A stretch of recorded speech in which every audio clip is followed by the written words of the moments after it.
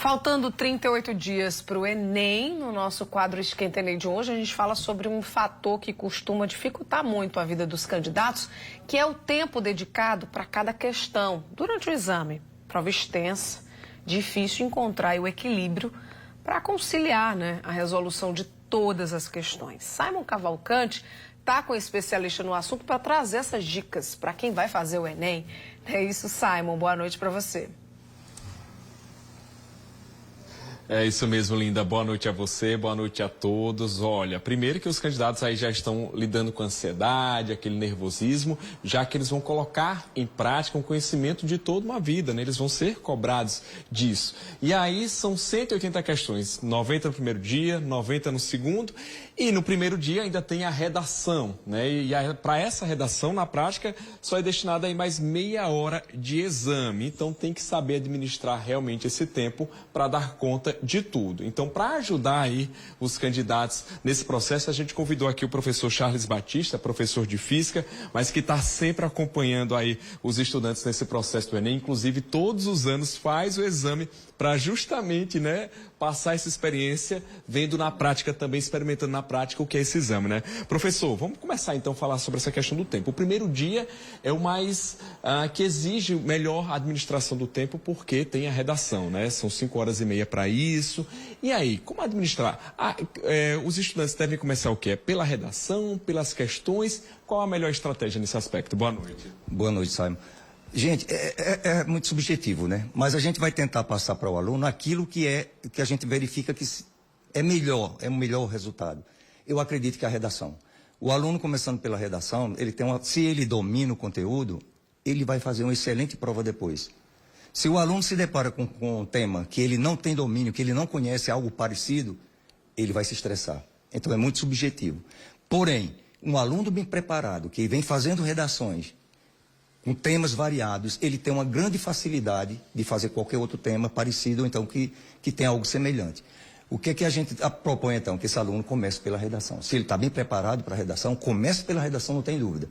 E com relação às outras questões, aí vem aquela que a gente estava conversando. A questão do aluno ler, a prova que ele mais gosta primeiro e as questões que ele mais domina. Tem dois aspectos aí. Primeiro, começar pela prova que ele mais gosta, ser física, ser biologia, ser matemática, e depois daqueles conteúdos daquela prova que ele mais gosta. Se eu gosto mais de cinemática, começar fazendo as questões cinemáticas.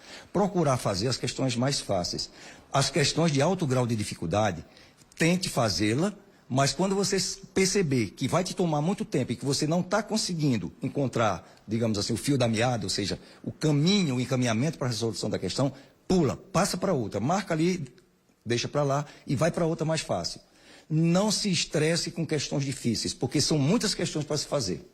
Entendi. Professor, e em relação à redação, é importante também destinar um tempo, Ou seja, seria essa meia hora, o próprio exame, No primeiro dia são 5 horas e meia, no segundo dia são 5 horas, então, teoricamente, o próprio MEC destina meia hora. Então, o candidato tem que trabalhar dentro desse tempo mesmo, ou seja, fazer a redação, passar limpo no máximo em meia hora? Esse seria a proposta, Acontece que eu não aconselho que o aluno se detenha nessa questão de meia hora para a redação. Vale 1000 pontos. 1000 pontos é uma coisa muito importante para qualquer curso, um curso bem concorrido como medicina, direito. Uma redação, ela é decisiva. Então, se você tem domínio de redação, sabe que vai fazer uma boa redação, não custa nada você fazer um tempinho a mais se for necessário. Até em detrimento de algumas questões de uma disciplina como matemática, que tem muitas questões. Não que ele não vá levar isso a sério. Mas você pode deixar algumas questões, se não for o caso, questão de tempo, sem fazê-la. Não deixar nenhuma. Mesmo que seja chutando. Professor, mas se chutar a questão vale? Claro que vale, gente. Não vamos pensar essa questão de, porque é chutado, o Enem não elimina. Não tem isso não, gente. Tá? Se você faz uma quantidade de questões difíceis, médias e fáceis, medianas, o Enem não vai saber se você fez com o chamado acerto casual, que é o chute, ou não. Porque você já fez uma boa quantidade de cada nível da prova. Agora, chuta. Se não tem condição de fazê-la, de entender, chuta. E quanto à redação, não é só a questão da redação, que é a questão de meia hora. Você tem que observar também que as provas, por exemplo, física, biologia, matemática, o tempo dá em torno de 3 minutos para cada questão. Aí você diz, cara, mas eu estou numa questão que eu sei que eu vou fazer, que eu estou na 70% está feita, mas eu já passei dos 3 minutos. Claro, você vai concluir. Se gaste 5 ou 6, conclua. Porque você está tirando ponto, você está fazendo ponto, somando ponto na prova. Tá certo, professor. Então, a gente está vendo aí que essa questão do tempo é muito importante e a gente está falando de responder as questões, mas o candidato vai ser avaliado não só pela redação, mas o gabarito. Então, tem que dedicar também um tempo importante para preenchimento do gabarito, porque se não preencher não vai adiantar nada, não é isso? Isso. Oh, Simon, você colocou uma coisa muitíssimo importante. Não deixem o gabarito para marcar nos últimos 10 minutos ou nos últimos 5 minutos. Não, é uma coisa fácil, é só meter um buraquinho ali, ou então marcar, não é marcar no caso. Marcar aquele quadradinho ali é coisa rápida. Não, gente.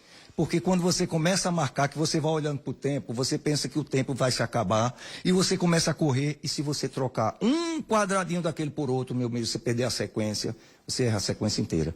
Então, a questão do estresse na hora de marcar o gabarito é impressionante, é mais do que na prova, quando o tempo é curto. Quando o tempo é curto. Quando você vai fazer a marcação do gabarito com tempo hábil, com tempo que você é suficiente para isso, você não se estressa. Então, é isso que eu aconselho. Sim, ou até mais. Você pode fazer uma prova já pensando que você vai ter que fazer esse gabarito. Aí você pergunta, o que é melhor? É você fazendo a questão e marcando. Se você tem uma prova que você já domina, você está fazendo as questões, tem certeza que... Vai marcando logo, né? Está ali pertinho, você fez, tem certeza que marque. Cuidado para não trocar a sequência, né? Se trocar um quadradinho daquele, pode atrapalhar.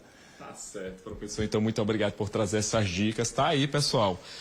Se atentem aí com essas dicas. É importante, então, a gente tentar fazer a redação logo no começo, porque se deixar para o fim e faltar tempo, a redação elimina. Então, segue a dica do professor, faz logo no começo, né, e vai administrando o restante do tempo. Lembrando, né, de reservar um bom espaço aí desse período de 5h30 para preencher o gabarito, senão não vai adiantar nada, não é isso? Bom, Simon Cavalcante para o Jornal da Correio.